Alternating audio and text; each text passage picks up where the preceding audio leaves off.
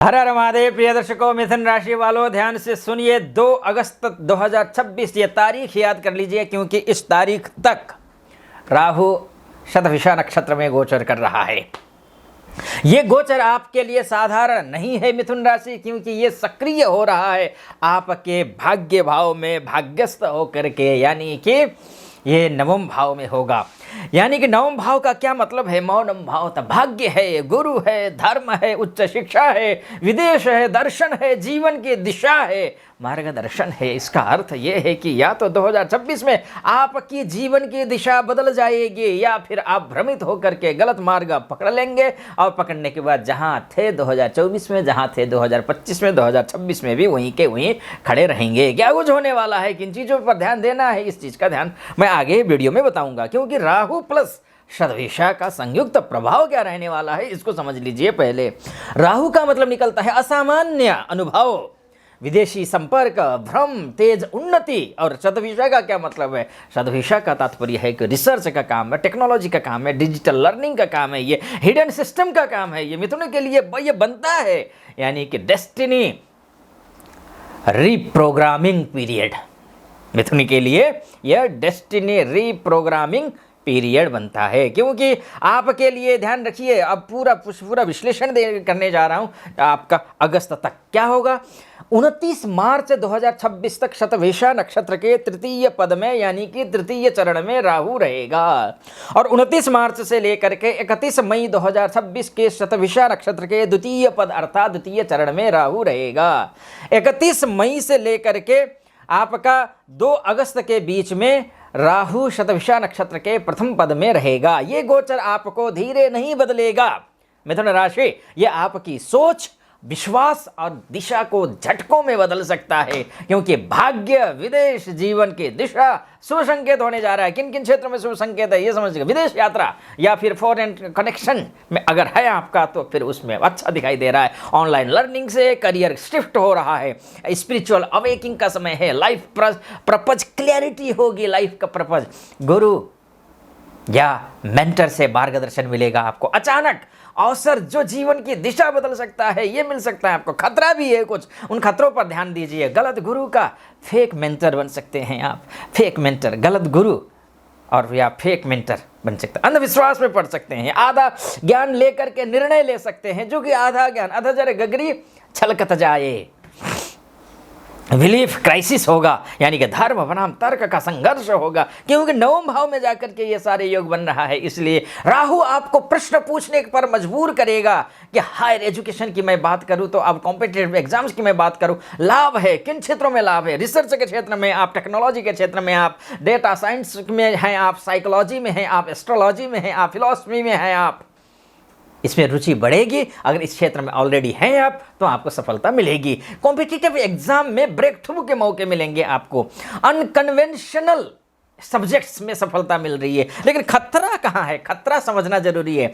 Focus भटक सकता है, ध्यान रखिएगा। कोर्स बदलते रहना ये घातक हो सकता है आपके लिए। ये नहीं, वो ये वाला जो सिंड्रोम है आपके लिए, ये घातक साबित हो सकता है। करियर इंपैक्ट है क्या, किन किन क्षेत्रों में करियर में इंपैक्ट पड़ने वाला है, ये समझ लीजिए।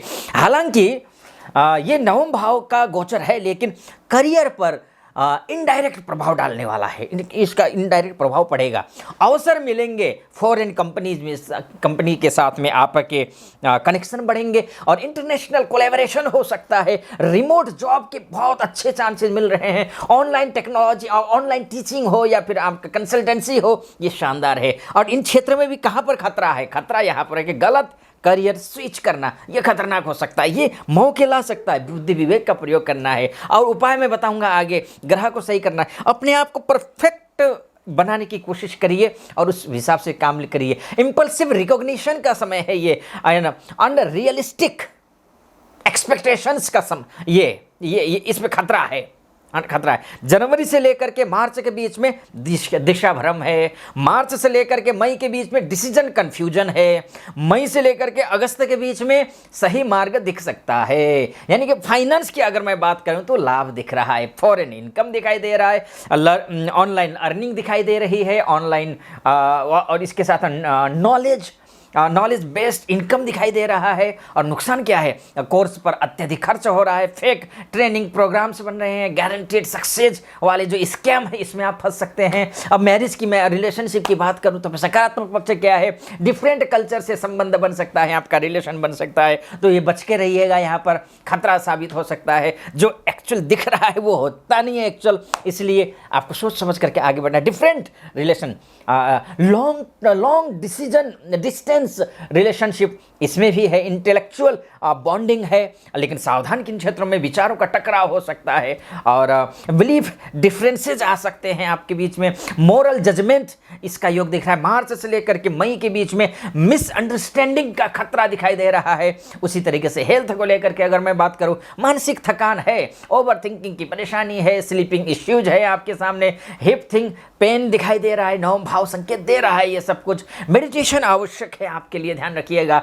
पद अनुसार गहरा विश्लेषण क्या कुछ हो सकता है, इस पर चर्चा कर लेते हैं। चलिए, तृतीय पद में जब तक रहेंगे, अर्थात मार्च तक, 29 मार्च तक ये ग्रह बिलीफ क्राइसिस करेगा, गुरु मेंटोर पर संदेह उत्पन्न करवाएगा, दिशा भ्रम देगा ये। और उपाय भी समझ लीजिए इसके बीच में क्या करना है, ये उपाय। और जल्दबाजी में निर्णय बिल्कुल भी मत लीजिए, ये सबसे बड़े उपाय है आपके लिए। और राहु का उपाय जो आध्यात्मिक पक्ष से जो किया जा सकता है वो अभी मैं आपको बताऊंगा। लेकिन द्वितीय भाव में, यानी कि मार्च से लेकर के मार्च 29 मार्च एंड अप्रैल ही मानकर चलिए, और मई के बीच में 31 में, पूरा मई, यानी कि अप्रैल और मई ये मानकर चलिए कि एक नॉलेज वेस्ट जो चीज़ें हैं वो आपको प्राप्त हो सकती है। कन्फ्यूजन मत पालिएगा, किसी भी प्रकार का गलत कोर्स मत ले लेना, अगर गलत गाइडेंस भी मत लेना। उपाय एक ही लक्ष्य पर टिके रहिए, कभी इधर कभी उधर कभी उधर। अगर आपने ऐसा किया तो फिर आप न यहाँ के रहेंगे, न वहाँ के रहेंगे, न घर के न घाट के रहेंगे। प्रथम पद में जब रहेंगे, यानी कि मई एंड से लेकर के, यानी कि आपको जून जुलाई 2 अगस्त तक है, तो जून जुलाई ही मानकर चलिए। डेस्टिनी शिफ्ट का समय है ये, जीवन दिशा बदलने वाला अवसर मिल देगा ये। विदेश या फिर बड़े एक्सपोजर के अवसर मिलेंगे आपको। अहंकार से बचने की जरूरत है, सीखना बंद बिल्कुल मत करिए, ये ध्यान रखिएगा। कि राहु कब बिगाड़ता है इसको भी समझ लीजिए। आधा ज्ञान अगर आपके पास है और आप काम कर रहे हैं तो आप राहु बिगाड़ देगा, काम संपन्न होने नहीं देगा, है ना। फेक गुरु से बच कर रहिए, अंधविश्वास से बच करके रहिए, इंपल्सिव डिसीजन से बच करके रहिए, कंपैरिजन से बच करके रहिए। और राहु कब आपको उन्नति देता है ये भी आप समझ लीजिए। रिसर्च माइंडसेट से आप काम करते हैं तो राहु आपको उन्नति देगा। ऑथेंटिक लर्निंग अगर कर रहे हैं तो राहु आपको उन्नति देगा। ग्लोबल एक्सपोजर के अगर में क्षेत्र में आपको अच्छा उन्नति देगा। ओपन थिंकिंग है आपकी तो उन्नति देगा राहु। डिसिप्लिन में रहते हैं तो भी राहु उन्नति देगा। अब उपाय समझ लीजिए, क्या आध्यात्मिक उपाय कर सकते हैं।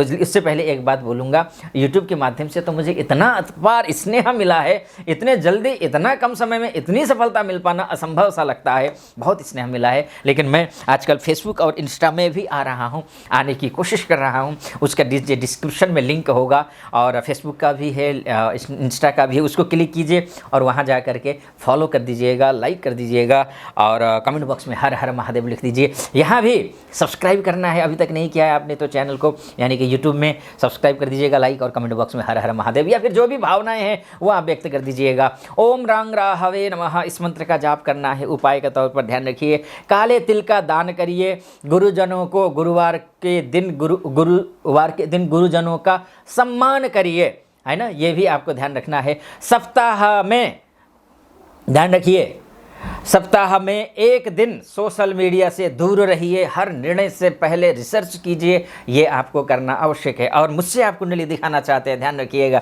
नीचे नंबर है, उस नंबर पर कॉल कीजिए, व्हाट्सअप कीजिए, मेरी टीम से बात कीजिए, अपॉइंटमेंट ले लीजिए, मैं स्वयं आपकी कुंडली का विश्लेषण करूंगा। अब अंतिम निष्कर्ष सुन लीजिए, ये गोचर आपके लिए क्या कुछ करने वाला है। मिथुन राशि, डेस्टिनी रिसेट का समय है ये, नॉलेज वर्सेस इल्यूजन का समय है ये, फॉरेन और स्पिरिचुअलिटी के मामले का इसमें तारतम्य बैठाने का समय है ये। यदि आप विवेक से चलेंगे मिथुन राशि, तो 2026 आपकी जीवन दिशा बदल सकता है। यदि भ्रम में आए तो रास्ते बदलते रहेंगे, मंजिल नहीं मिलने वाली है, इसलिए सही रास्ता चुनिए। मेरी बहुत शुभकामना, महादेव कृपा पर बनी रहे, इसी मेरी कामना।